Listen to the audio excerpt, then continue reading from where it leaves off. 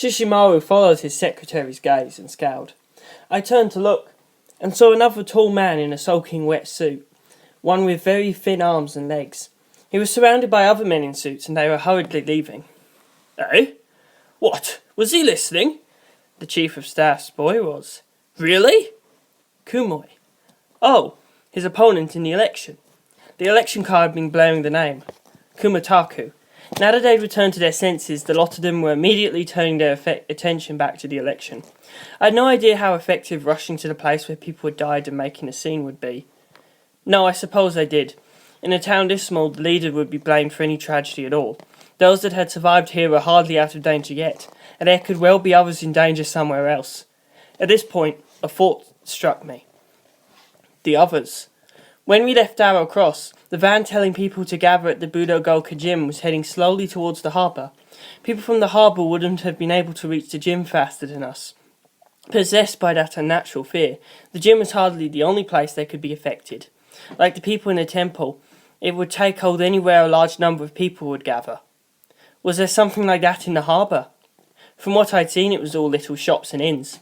But on the hill, right next to us, was the ideal building. Arrow Cross House. I ran out of the shattered gym and looked towards Arrow Cross, but there were houses in the way, and it was too far to see. "Heroes! Nijimura!" I called. Fukushigi showed up first. "What?" he said, running over, but he couldn't help me. "Murio Taisu." What the hell? Fukushigi said. Murio Taisu came running up behind him. What? "Check on Arrow Cross." Right. He bounded aboard a dolphin and shot up into the air.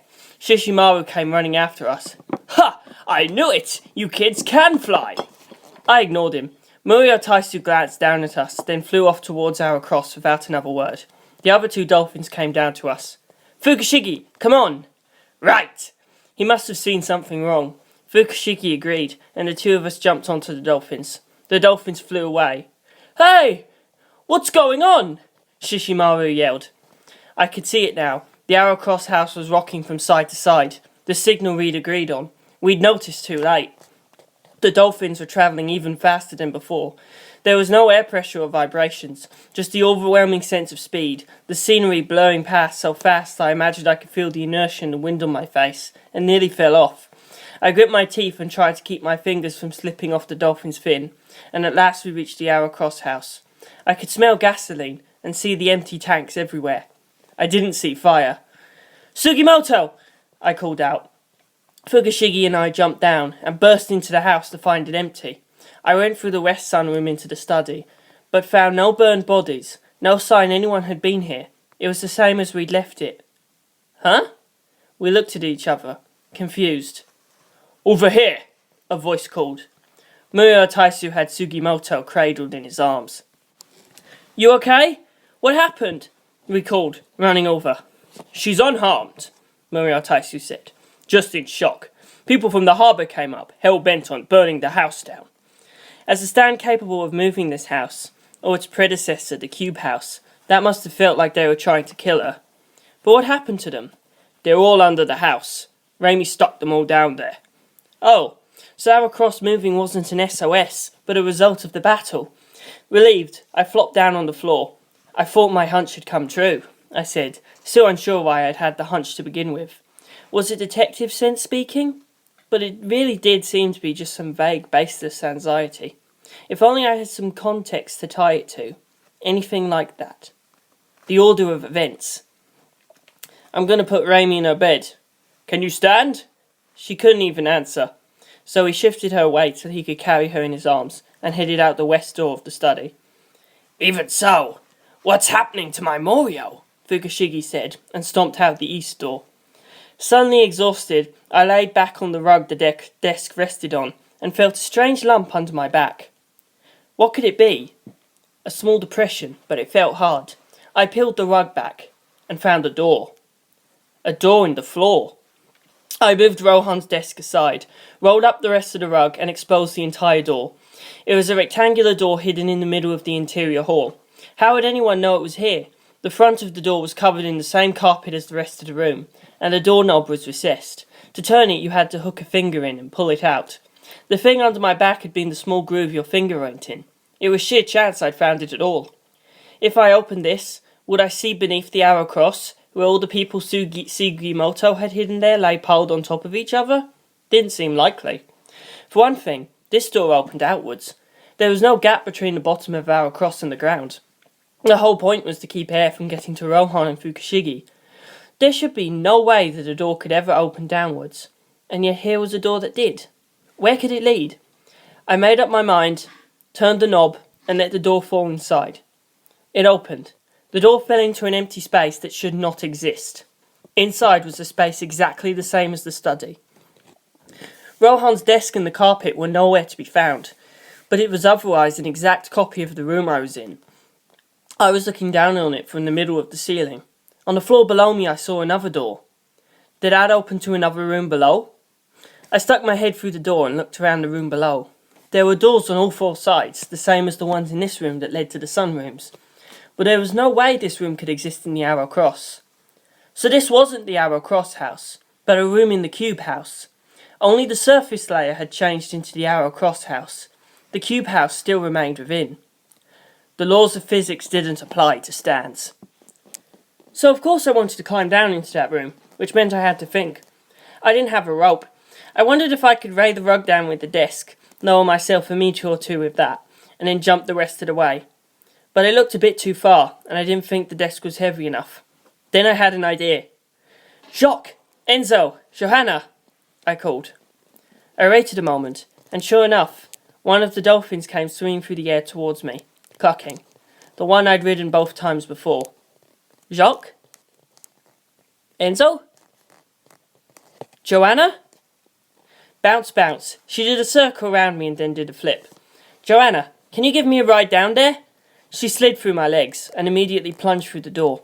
I quickly jumped on. I let her carry me around the room below for a few minutes, up and down, round and around like a merry-go-round. Then I tapped her side and said, "Okay, put me down." She squeaked and landed as lightly and quietly as a paper airplane. She began circling the room again, which was adorable.